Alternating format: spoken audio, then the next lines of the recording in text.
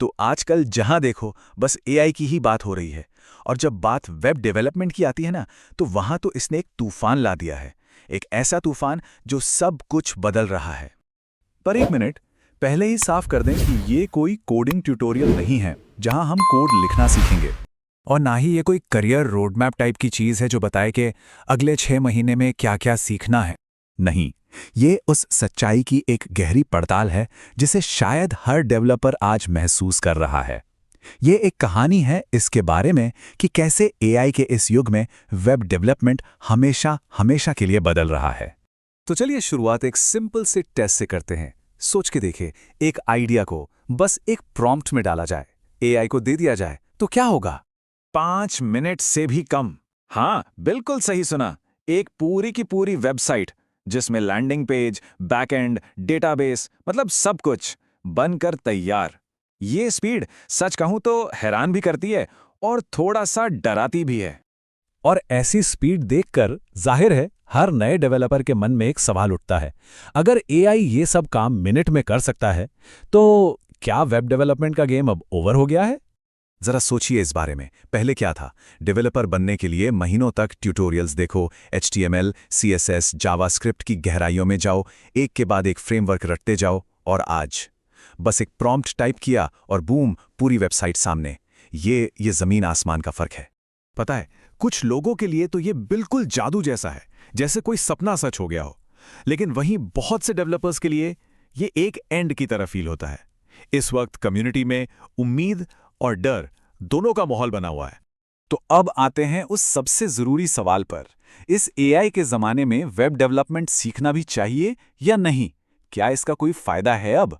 इसका जवाब ना सीधा सीधा हाँ या ना में नहीं है। इसका जवाब छिपा है टास्क्स और रिस्पॉन्सिबिलिटी के बीच के फर्क में। आइए समझते हैं कि एआई आखिर रिप्लेस कर क्या रहा है। और ये वो सबसे इंपॉर्टेंट बात है जो समझनी जरूरी है।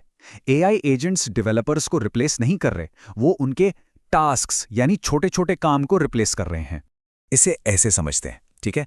एक एआई बेसिक कोड लिख देगा, फ्रंट एंड बना देगा, डिप्लॉयमेंट ऑटोमेट कर देगा, ये सब काम वो कर लेगा। लेकिन जब पूरा सिस्टम क्रैश हो जाए या कंपनी के फ्यूचर को लेकर कोई बड़ा बिजनेस डिसीजन लेना हो, तब जिम्मेदारी एआई नहीं ले सकता। वो रिस्पॉन्सिबिलिटी वो तो एक इंसान की ही होती है। और पता है, इंडस्ट्री का डेटा भी यही कहानी बता रहा है। सिर्फ कोड लिखने वाले जूनियर कोडर्स की डिमांड कम हो रही है। लेकिन वो लोग जो पूरे सिस्टम के बारे में सोचते हैं, जिनको हम सिस्टम थिंकर्स कहते हैं, उनकी वैल्यू और उनकी डिमांड दोनों आसमान छू रही है। तो मतलब साफ है, डेवलपर का रोल अब बदल रहा है, इवॉल्व हो रहा है। अब वो सिर्फ एक कोड टाइपिस्ट नहीं रहा, वो एक थिंकर, एक स्ट्रैटेजिस्ट बन रहा है। और इसी नए रोल को हम कह सकते हैं एआई आर्किटेक्ट। ये वो इंसान है जो ये डिसाइड करता है कि क्या बनाना है और उससे भी जरूरी क्यों बनाना है, और फिर उस विजन को सच करने के लिए एआई को एक टूल की तरह यूज करता है। एक लाइन है जो इस पूरी बात को साफ कर देती है, एआई आपका जूनियर डेवलपर है, आप आर्किटेक्ट हैं। असली स्किल अब कोड लिखने की नहीं रही, असली स्किल है सही सवाल पूछने की और पूरे सिस्टम को डिजाइन करने की। तो सवाल यह है कि इस नई रियलिटी के लिए खुद को तैयार कैसे करें। इसके लिए सीखने का और सोचने का तरीका दोनों बदलना होगा। अब फ्रेमवर्क्स रटने से कहीं ज्यादा जरूरी हो गया है फंडामेंटल्स को समझना। वेब आखिर काम कैसे करता है, एक सिस्टम में डेटा का फ्लो कैसा होता है, यूजर्स वो क्या सोचते हैं, और सबसे इंपॉर्टेंट, कोई बिजनेस पैसा कैसे बनाता है। जो इन सवालों के जवाब दे सके वही तो असली आर्किटेक्ट है। तो सबसे बड़ी सीख यही है, एआई से कंपीट करने की कोशिश बेकार है, उसे इस्तेमाल करना सीखना होगा।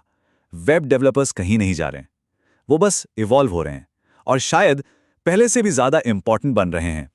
तो इस पूरी बात को एक आखिरी सवाल के साथ छोड़ते हैं, जिसका जवाब खुद सोचना है। अगर एआई वेबसाइट बनाता है तो फिर प्रोडक्ट कौन बनाता है?